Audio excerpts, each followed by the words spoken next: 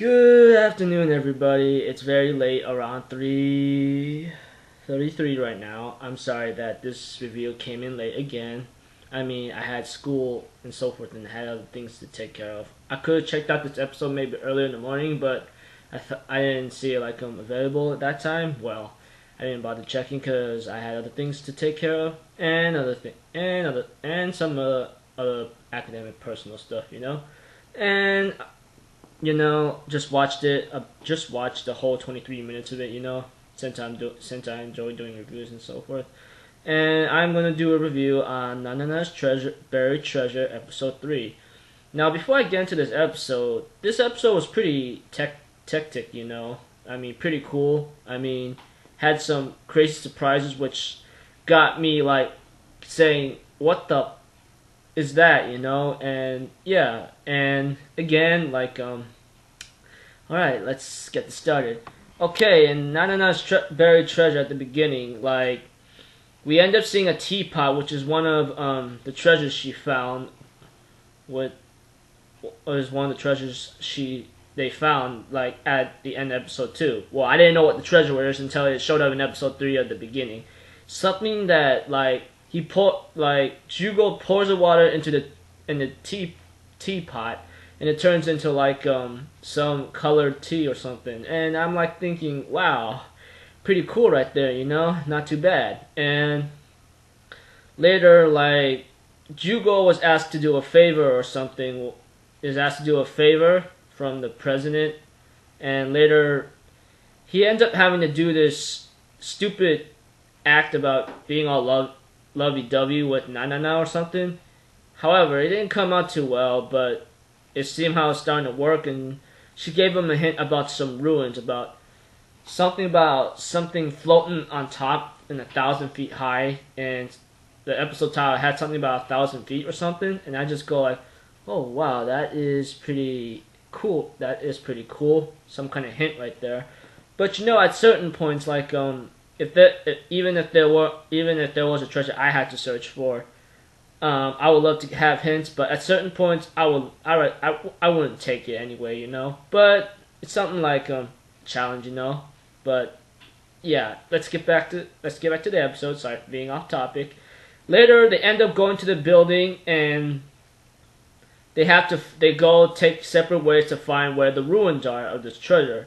And surprisingly, the master detective found it in a quick flash like that. I'm thinking, dang, how good is she, And she ends up saying take a look at all these stores. It's in hexagon shape, and when you just take a look at the corners or something, it's they're mirrored, And I just go my gosh, I would love to have that kind of. I want to have that kind of skill right there, Pretty tense and smart right there. I don't even know how she trained herself for this, I can only imagine what she could be a detective using other stuff, besides using her mind and ears and brain. I mean, imagine her having technological use through forensics. And later they went to the room that has a bunch of numbers in it, and this guy and the president ends up punching in these numbers, and it somehow worked. And he did describe something about why he thought of those numbers, and the master detective Tensai, of course, finished the description, and that was pretty crazy. And when they got to the ruins, only the president, Tensai, and Hugo, that I don't know, went inside the room. And the moment I took a look at what it is, it's like a spider's web. I had a feeling it was, because when I took a look at it, it was all circles, and then it's attached to each one, and the treasure's in the center right there. And that was pretty cool right there. I had a feeling it was a spider's web the moment when you people looked at it. And later, somehow each pipe or the path of the web seems to crumble and fall. And later, I found that it was a giant spider, of course. I mean, because I think I saw something, and Tensai knew what was going on, and she was close to dying. Oh my gosh, it's like scary as right now, you know. I go like, that's a free. You're above like 1,000 feet, and you could fall. Oh gosh, man, pretty like crazy and hectic right there, you know. And Jugo ends up running around the spider's web that Tensai told him to run on the path, you know. And by that time, it's like, oh shit, oh snap, you know. It's like, how am I supposed to say this? Like, Tensai ends up explaining, the master detective known as Tensai explains the whole thing, and I go like, oh snap, dude. It's like these things harden up, and then after Jugo did all the running around, the president ends up reaching the treasure chest, and surprisingly, it worked. You know, pretty awesome. But the moment they opened it, it was like a staff. I was wondering. I think I thought of something else, but I can't remember right now. But it was a staff, and the president told them not to move, and they couldn't move. And later, he grabs it, get to the exit, and then left them there. I'm like, what the hell, man? You freaking jerk! You jerk, man! And the Tensai's maid goes like, hey, what happened to those two? He goes like, the president goes like, oh, I left them there, and then knocks her out, telling her to take a nap. And then her assistant like asks the president, oh, what should we do with her? He said, oh, nothing. She's just sleeping. Just leave her. And he ends up talking to someone, knowing like no one, and he's really like happy that no one got hurt. And I go like, shut up, man. What the hell are you? You know?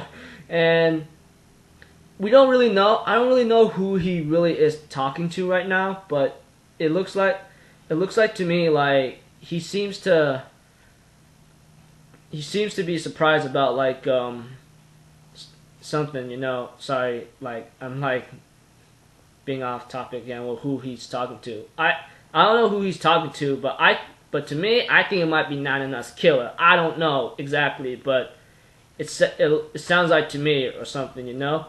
And Jugo and Tensai is like on top of the treasure chest, and they're hugging each other or something. And then Tensai's being all embarrassed and so forth. And Jugo had called the police to get some help or something.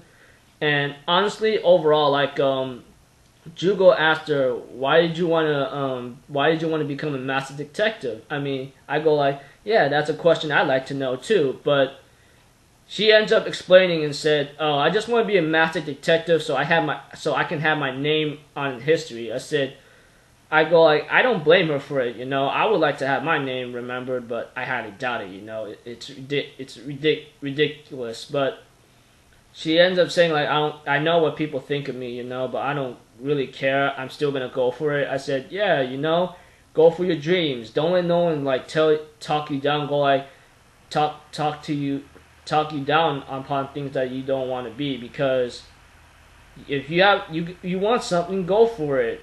Go get it. Like punks and people will tell you like oh, that's just a joke. They're just bringing you down.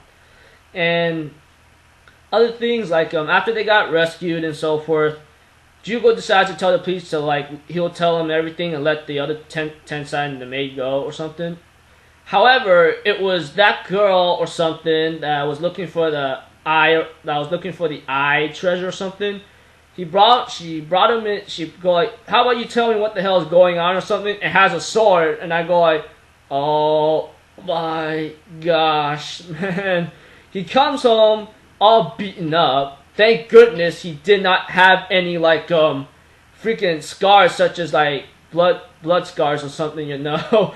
He only has bruises, which is fine, you know. But he came home with only his boxers on. I'm like, dude, that is so like torture right there. What the hell did they do to him? What the hell did they do to him, you know? And Nanana's all freaked out, but he told her the whole thing. He says, oh, okay, I get it. Now put on some clothes right now, you know. And later, like, he asked her, what is that thing supposed to do? The staff he found? He says, oh, it's a magic staff, you know. Like, it's something. She mentions about some history and says, like, it can bring the user any wishes that they desire. And that's what the president was looking for. But And Jugo's all like, oh my gosh, it must be unstoppable, huh? And Nanana says, oh no, it's not unstoppable at all. And I go like, of course it's not. There has to be a weakness or a limit that it could bring the bearer's wishes, you know? There has to be a limit or something like that, you know? Hopefully like that'll get more, but he gets a text message knowing that I think it might have been Tensai or the president about making a deal or something, but later, like almost at the end of the episode, it just shows like Tensai says, "Oh, I've been waiting for you, Jugo or Hugo or something," and it ends there. And I go like, "Damn, are you serious? You gotta be kidding me!" Because it ended like with the crazy cliffhanger, knowing that like I don't even know what's going on, you know. But yeah, I love this episode. You know, I mean, treasure hunting, a new ruins, like you nearly got yourself killed, spiders or something. Dude, it's like crazy stuff right there, you know. How can I not hate this? How can I not hate this series? You know, I mean, treasure hunting. Dang, I mean, I'm kind of excited for what's gonna go down in the next episode. I hope those two like beat the hell out of the president of this adventure club, because honestly, that guy's a total jerk right there. Like leaving him there, going, oh, they have better skill than me, and I said, oh yeah, they will have better skill. They do have better skill. Well, Tensai does, and I'm looking forward to like seeing that he gets his ass whooped or beat up, you know. That's the only thing. I'm just hella pissed at that guy, you know. Okay, this episode was good and crazy stuff, you know. I give this one like 4 out of 5, you know. I mean, had some setbacks and drawbacks, but I don't think there is, but it's 4 out of 5 for me, you know. Love this episode. Hope you guys loved it too. Hope you enjoyed my review. Comment, rate, subscribe. I am Alpha Zero Forum. Have an awesome day, people. Later.